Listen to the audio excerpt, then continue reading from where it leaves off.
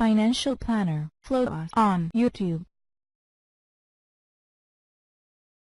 Well, yesterday we got the release of the October monthly trade deficit, and we got a trade deficit of $48.7 billion. That was a little bit north of the $47.4 billion that had been the consensus forecast. And in fact, the prior month, which was $43.5 billion, was revised upwards to $44.9 billion. The larger number did cause the Atlanta Fed to shave down its estimates for fourth quarter GDP, I think from 3.5 to 3.2. My guess is they're going to be revising it lower. Most of the numbers I've been seeing show that the economy is certainly slowing down, at least the way you would measure it using the GDP from where it was in the third quarter. But you know what's significant about this trade deficit? It is ties the largest trade deficit in 5 years. And it is the biggest monthly trade deficit since Trump has been sworn in as president. Now, if you remember, when Donald Trump ran for office, the trade deficit was a big part of his campaign. He wanted to lower it. He said the trade deficit was too big, and the fact that it was so big and that it had been allowed to get so big, all these countries were taking advantage of us, and he was going to fix it. He was going to make America great again, in part by, getting rid of these trade deficits, right? So we were going to start operating at a profit again. He's not talking about trade deficit anymore. I mean, does he want to accept responsibility for the increasing trade deficit, just like he's claiming credit for the rising stock market? When Trump was a candidate, he never talked about, vote for me and I'll make the stock market go up. I mean, he said the stock market was a bubble. Part of the problem was that the stock market was the only thing going up, that the economy was actually getting worse despite the fact that we had a stock market bubble. So a higher stock market was not part of his stump speech, yet that's all he talks about now is how high the stock market was. What was part of his stump speech was shrinking the trade deficit. Well, the trade deficit's not shrinking, it's growing.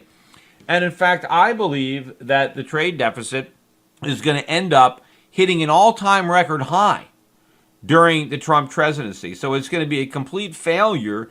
He campaigned on a lower deficit. We're going to get a much bigger deficit. And of course, the trade deficit is growing even as the dollar is down. The dollar has fallen by, I think, about 8 or 9% this year.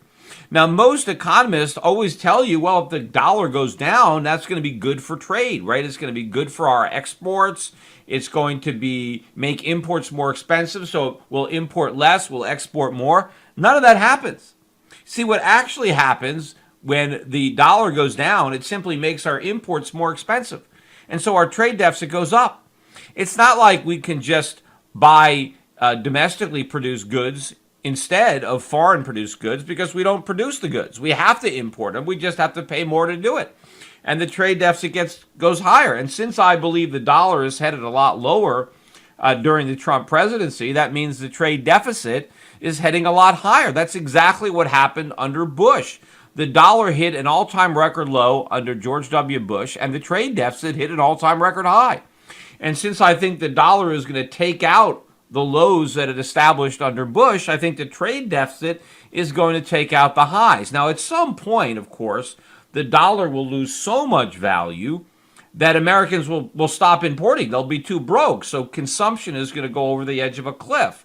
And at that point, the trade deficit is really going to come down along with the economy, because once Americans can no longer afford to consume, right, you have a whole GDP that's based on consumption, the whole thing is going to fall apart. But it is ironic that this is an issue that was a critical part of the Trump campaign, and nobody's really talking about the fact that the trade deficit is going in the wrong direction. Another very interesting story, and I missed this when it came out a few weeks ago, but that has to do with the maturity of the national debt.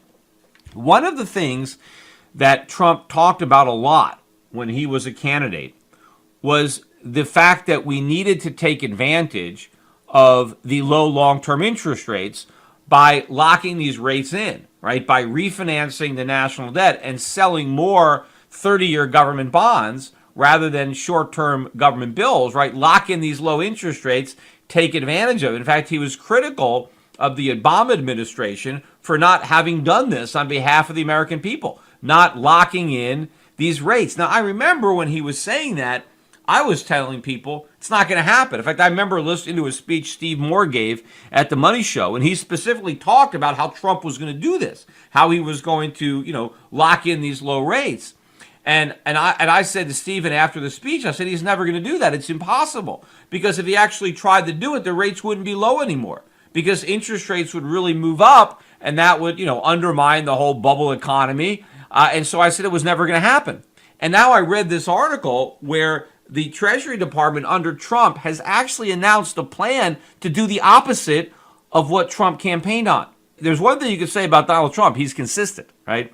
And so what the policy is to shorten the maturity of the national debt for the government in the future to be selling more 6-month, 1 year, short-term notes, and not to be financing, not to be borrowing at the long end. So in other words, he is going to criticize he's going to do what he criticized Obama for doing and not do what he promised. And by doing this, of course, by shortening the maturity of the national debt, you simply leave the taxpayer on the hook for an even bigger interest expense when interest rates go up. And this, of course, is particularly problematic when you are about to enact tax cuts that are going to make the existing deficits even bigger. And therefore, we're going to have to borrow even more money, and we're going to have to take even more interest rate risk, because eventually interest rates are going to go way up. When that's going to happen, that's the $64 trillion question. But I do know that it will happen, and Donald Trump as a candidate recognized the risk and said, hey, we're going to lock in these rates. But as the president, he knows that he can't do that, because the process of trying to lock in those rates would actually cause interest rates to rise now. And that would be a big problem for the economy, for the stock market, for the real estate market, for the government itself. And so quietly, the president is doing the opposite. Another reason, too, that they really want to keep a lid on interest rates is part of the tax bills. They make it so companies have a limit to the amount of interest expense they can deduct. Of course, certain companies, real estate companies, I think at the last minute they stuck in an exemption for car dealerships. But most companies, they'll only be able to write off a certain expense, a certain portion of their interest expense. And so to the extent that interest rates really go up, that is going to hurt corporations, and that now they're going to have a larger expense that they can no longer deduct from their U.S. taxes. Speaking about the whole idea of these corporate tax cuts, the Republican talking point behind these tax cuts is that the average American family, as a result of these corporate tax cuts, is going to have a $4,000 raise. Now, I don't know where this $4,000 figure came from or how they concocted it, but to me, it's complete nonsense. I mean, I don't even think the tax cuts themselves are large enough to the point that if 100% of the tax cuts were paid to the workers, that there's even enough of a tax cut there to give every household a $4,000 raise based on these tax cuts. But of course, the stock market is rallying specifically because investors believe that the tax cuts are not going to go to higher salaries for their workers. Because if the companies were simply going to take the tax cuts and expense them as salary instead, then corporate earnings wouldn't be going up, right? They would just be paying higher wages, and their money would be spent on wages instead of taxes. The stock market is going up because investors believe that the tax cuts are going to be used for higher dividends, or they're going to be used to buy back stock. And so if they're going to use the tax cuts to pay dividends and buy back stock, how are they going to use them to pay higher wages? In fact, we got some wage data today. We got numbers out on productivity and costs, and this was for the third quarter, and non-farm productivity rose by 3%, slightly below the 3.2% rise that was expected. But the reason was a drop in unit labor costs. They were actually looking for unit labor costs to rise by 0.3 in the quarter. They fell by 0.2. So wages are going down. I mean, this is what's going on. This is why Trump is president, because so many people had their wages going down. By the way, we got the ADP jobs numbers today. This is the precursor to the big number that comes out on Friday. And obviously, I'll talk about that when we get it. But we got the 190,000 jobs. According to ADP. These are private sector jobs.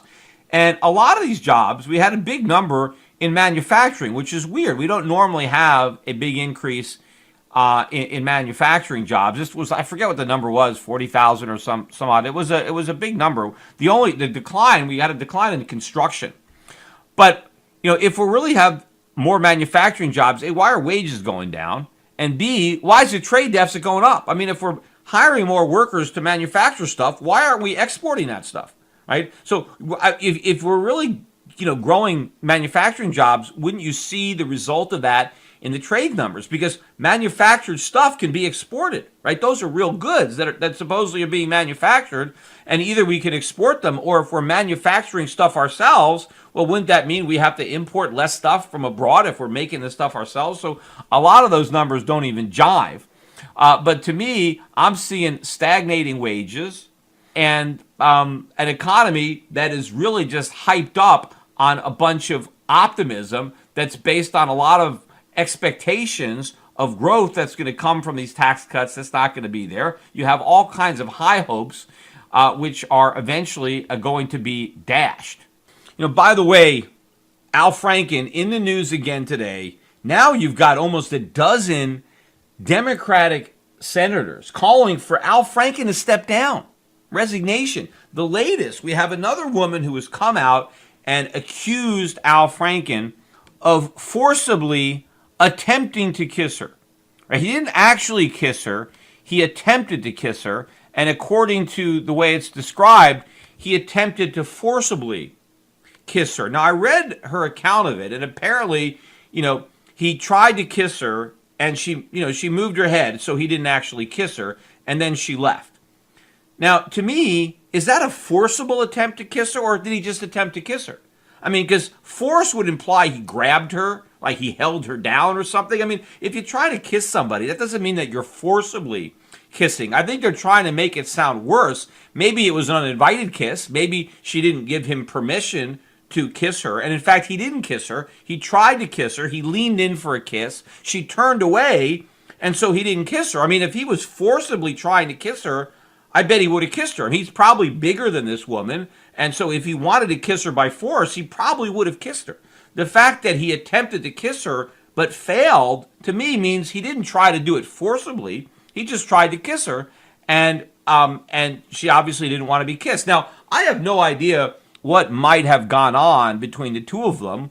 I mean, that may have led Al Franken to believe that she might have wanted to be kissed, and maybe that was the right thing to do. I have no idea.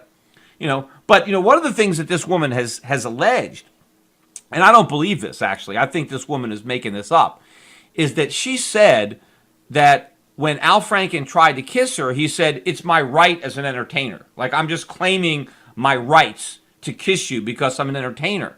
And to me, I don't think he would say that. Now, he's denied saying it, but the problem is, I don't think he has a lot of credibility, because I don't believe that he is telling the truth when he says he accidentally, touched the butts of the women that he was photographed with. I don't believe that for a minute. I think he grabbed their butts on purpose, but he doesn't want to admit that. So he's saying that he did it by accident. But I think a lot of other people can see that doesn't really make much sense. So I think now, once you cry wolf, it's difficult. Now he's saying, well, I never said that. It doesn't seem to me that would be his pickup line. That he would be saying, it's my right to kiss you as an entertainer. It seems too convenient to me. Because think about the Billy Bush, Access Hollywood, Donald Trump locker room talk, where he told Billy Bush, hey, I'm rich, I'm famous, and so I could just grab him by the you-know-what, right? To me, it seems like it's too similar to that. Like, they're trying to lay this foundation to compare what Franken did to what Trump has been accused of doing. And remember, all he did was attempt to kiss somebody. He didn't even actually kiss her. And now they're saying, oh, you got to resign because you tried to kiss somebody. You failed, but you tried. And this wasn't his employee. He was doing a radio show, and apparently there was a guest there, and I think she was the secretary of the guest. So somebody came in to the studio to do a show, and apparently before she left, he tried to plant one on her, and she didn't want to be kissed, and that was it. But he doesn't have any power over her. He's not her superior. She doesn't work for him. But all of a sudden, hey, you got to resign. You tried to kiss this woman, and she didn't give you permission, And so, you got to resign. But I think what they're trying to do is lay a foundation. And we'll see if I'm right. Because I think the Democrats are setting a trap. Because, A, they're going to sacrifice one of their own, right? Let's take out Al Franken. Let's make him the sacrificial lamb, right? Because we have all these women who are accusing him of this inappropriate behavior. So let's say, hey, Al, you got to step down. This is terrible, right? We're going to do the right thing. We're going to have you step down. And as soon as this happens, and apparently he has a press conference tomorrow. I have no idea if he's going to step down. But what I think they're doing is at some point, there's going to be some more women that are going to come out and they're going to say similar things about Donald Trump. Oh, he tried to kiss me. He put his hand on me, before he was president, right? And maybe some of this stuff is going to be true. I mean, maybe even between marriages. I mean, Trump's been married 3 times, and so that means he's spent some time being divorced, and he's a rich single guy in New York City. I'm sure he's around a lot of women. I'm sure he kissed a number of them. Maybe he put his hands on a number of them. Who knows what the environment was, where Trump's around a lot of attractive young women, and a lot of those women are probably attracted to Trump because of who he is. Obviously, that's going to be there. But I'm sure there's going to be some women that are going to come out, more women that have already come out. They're going to make these kind of accusations, and the Democrats are going to say, okay, Republicans, when it was a Democrat, when it was Al Franken, we asked him to resign. So why don't you Republicans do the same thing with President Trump? If Al Franken resigned because of these accusations, well, if it's good for the goose, it's good for the gander. So Trump should resign too. I think this is a big setup. We'll see if I'm right. That's just my gut feeling. As soon as I read this stuff and I hear where this woman is saying Al Franken said it's his right as an entertainer to kiss whoever he wants, I'm thinking, wait a minute, that's like Donald Trump saying, hey, it's my right to grab a woman by the you know what because I'm rich and famous. To me, it's too similar to just be a random coincidence in the way this thing is coming out. So we'll see what happens. But again, I don't think this is sexual harassment. If a guy tries to kiss a woman and doesn't because she turns her head, what is the big deal? Now, I mean, was this the right thing for Al Franken to do? Nobody knows. We weren't in the room. Right? So we don't know what happened, what kind of body language, what kind of chemistry. I mean, she's claiming she did nothing. And he just, out of left field, ran up to her and tried to kiss her, claiming his right as an entertainer to kiss any woman that he wants. I mean, if he was doing that, then why didn't he claim that right with every single woman that went into his radio studio? I mean, what was so special about this woman that this is the only time he's trying to declare his rights as an entertainer? So my guess is that, maybe something happened between the two of them, where maybe he thought that, kissing her was the right move. Maybe, but it wasn't, obviously. But now all of a sudden it comes out, and how many years later? This is 2 years, 4 years before he was even a U.S. senator. Right? No. This is too convenient. This is very, very suspicious. And we'll see. As I said, we'll watch the news. We'll see what happens if they try to pull this on Donald Trump. Of course, I can't wind up this podcast without talking about Bitcoin. Bitcoin is at a new all-time high today. In fact, as I am recording this podcast, Bitcoin is up $1,500 on the day. On the day. This is the biggest dollar move I've ever seen in the cryptocurrency. Now, of course, percentage-wise, it's about 13.5%. I know I've seen moves this big before. But because the currency is now so expensive, in order to have a 13% move, it's be a bigger dollar number. In fact, this is the first time that Bitcoin has traded above 12,000, and it's also trading above 13,000 on the same day. So far, the high, and it's right on the high right now. As I am recording, it is at 13,250. At least that's what it is on Bitstamp, which is the website that I'm looking at it. So it could be higher on some other exchange, but 13,250. Up 13.5%. Who knows, where it's going to be by the time anybody listens to this podcast. But clearly, the bubble is getting bigger and bigger. Now, there are a lot of people who are trying to read into this that, this is the end of the fiat currencies, right? That the movement up in cryptocurrencies is a sign that people are losing confidence in the fiat monetary system, right? That people are losing confidence in the dollar or the euro, right? I don't think people are losing confidence at all. I mean, they should, but they're not. I mean, if people were losing confidence in the dollar and other currencies, right? And that was why they were buying Bitcoin. It would not just be Bitcoin and cryptocurrencies that were going up. Everything would be going up. All commodities would be going up. Maybe they wouldn't be going up as much as Bitcoin, but they would be going up a lot. And it wouldn't just be commodities across the board that would be going up. You would see bonds getting killed. Bond prices would be tumbling because bonds are simply IOUs of, fiat currency. And if people were losing confidence in fiat currency, then they wouldn't want to own bonds. So bond prices would be under pressure. Yields would be rising. Inflation premiums would be rising because if people were thinking that there was going to be a collapse of the fiat monetary system, then obviously people would be expecting big increases in inflation, and those increases would be priced into the bond market. So bond prices would be tanking, commodity prices would be rising, probably stock markets would be falling too. People would be really worried. None of this is happening.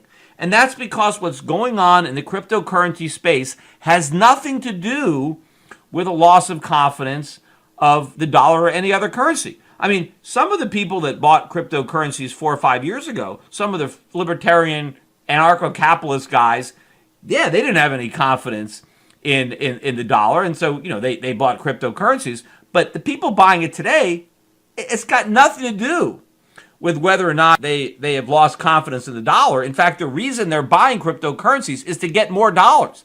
They're buying cryptocurrencies because they're going up. They're hoping to increase the number of dollars they own by taking some dollars, buying some Bitcoin, having the price of Bitcoin go up, and then sell the Bitcoin and get more dollars, right? That is what is going on, and I think this is going on across the board. I was speaking to a guy that works with me at my asset management company, and he had just, flown into California, and the cab driver that picked him up at the airport and drove him home spent the entire time talking to him about cryptocurrencies.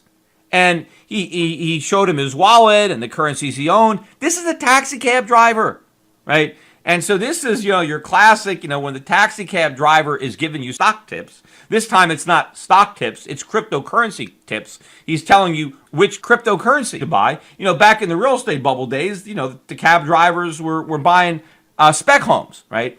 And in the 1990s, they were buying .coms in their E-Trade account, and now they're buying, Bitcoin in their Coinbase account. By the way, the IRS is now really cracking down. They're looking for people who bought cryptocurrencies who haven't paid any taxes, because apparently very few people have actually claimed any income off of cryptocurrencies, even though the price has, gone up dramatically. And so all this regulatory scrutiny is ultimately going to be one of the many things that undermines Bitcoin and other cryptocurrencies. Is going to be the regulators cracking down. But ultimately, even if the regulators aren't cracking down, I think the bubble is going to just collapse all on its own, whether it finds a pin or the air just comes out.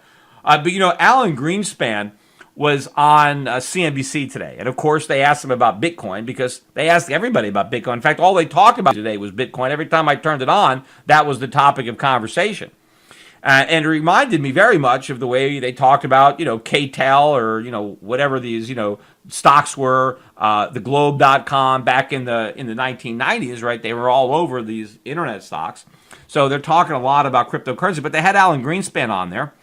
And of course, Greenspan says that, they're it's just a bubble, right? They're worthless. They're going to collapse. He says, ironically, he's like, well, how could you take something that has no value and just claim it as value, which of course that's what the central banks do all the time. So that's kind of ironic, right? But that's true, right? Money needs to have real value. I mean, gold as money, gold had value before it became money, right? People are just saying, oh, Bitcoin has value. And again, I read more and more articles again today where the people who are buying Bitcoin are buying it because it's digital gold. I mean, everybody is now conceded it's never going to be money, that it's not a digital currency. It's a digital asset. It's digital gold, right? It's a digital safe haven. So the people who are buying it now aren't even buying it because they think there's a problem in the global monetary system. They're buying it because they're convinced that it's digital gold. And a lot of people buying it have never actually bought real gold. I mean, people who never were worried enough about the dollar or inflation, they were never worried enough to buy real gold. Now all of a sudden they got to buy digital gold? Why? The reason is they want to get rich. Digital gold is going straight up, right? Real gold isn't doing anything. Believe me, if the price of gold was really skyrocketing, and eventually it will be, then these cab drivers are going to start to buy gold. They want to buy Bitcoin now, not because it's digital gold. That's like what, maybe how they're explaining it. They want to buy it because it's going up. They want to get in on it, right? They want to get rich like the other people are getting rich who own it. But anyway, when Greenspan was talking about it, he compared it, and I've seen this comparison before. I forget if it was Greenspan that made it or somebody else, but he compared it to the Continental, which was money around the time of the Revolutionary War, issued by the Continental Congress, and it was called the Continental. And of course, ultimately, the Continental collapsed, and there was a lot of loss. And that is one of the reasons that we're on the gold standard, because when they wrote the Constitution, the reason that they didn't give the federal government the power to print money, right, was because they didn't want another Continental. A famous expression or a phrase back then in the late 18th century was not worth a Continental, right? And so the founding fathers, having experienced the losses associated with paper money, they wanted to make sure that future Americans did not suffer a similar fate, so they did not allow the federal government to issue paper money. They took that power away from the federal government by not granting them that power. The only power they were granted was to coin money. Now, what was money? Well, they defined money as gold and silver. In Article 1, Section 10, they said no state shall make anything but gold and silver coin, legal tender, and payment of debt. And the only thing that the federal government was able to do with money was coin it. They were not able to emit bills of credit. That was money. In fact, the first draft of the Constitution gave them that power, and they struck it by a vote of 9-2. So you can actually see this in the Elliott debates. You can read about the fact that they initially wanted to allow the Congress to issue paper money, and they took the power away because they didn't trust them. But of course, the paper money still would have been backed by gold. But even then, they didn't trust it because the Continental was backed, but it collapsed. But ultimately, the people who own Continentals recovered 10 cents on the dollar. So it wasn't a total loss, right? You lost 90% of your money. You got 10 cents on the dollar. It was actually redeemed in gold on the Continental. So that's why I think the comparison between Bitcoin and the Continental is not a fair one, because ultimately, no matter how high Bitcoin goes before the bubble pops, I think the people who are going to end up losing, right, the people who come in late to the party, right, I think their losses are going to be much greater than 90%. So I think it's going to be worse than the Continental. And so I think the expression not worth the Bitcoin is going to replace the expression not worth the Continental. I think it may be part of the American lexicon. I think, in not too many years, I don't know how many, we'll see, but not worth a Bitcoin could be a common phrase that people use to describe something that has absolutely no value.